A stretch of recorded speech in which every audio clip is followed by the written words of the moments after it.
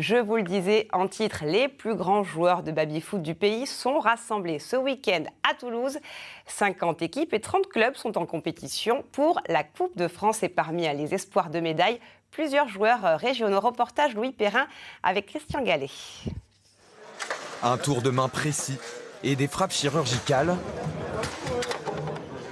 Ici, le baby-foot n'a rien d'un loisir. Dans ce gymnase de Castelmourou, 320 joueurs s'affrontent. Venus de toute la France, ils sont accueillis par la fédération de Toulouse, qui cette fois-ci joue en bleu.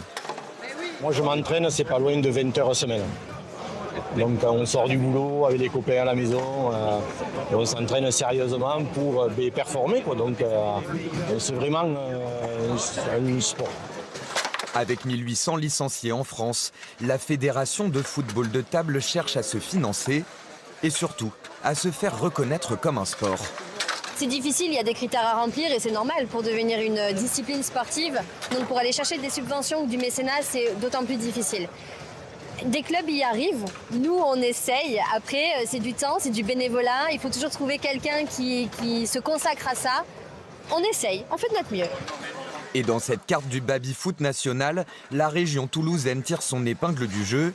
Plusieurs membres dans l'équipe de France et des joueurs courtisés par d'autres clubs. Ouais, il y a une espèce de mercato à l'intersaison. Il y a des joueurs, en l'occurrence, on est 3 joueurs de Toulouse qui semblent d'aller du côté de Nantes. Il y en a qui sont partis du côté d'ici, les Moulineaux. Des tables de football vendues dans cette enseigne. Depuis une dizaine d'années, ces commerçants assistent à un regain d'activité.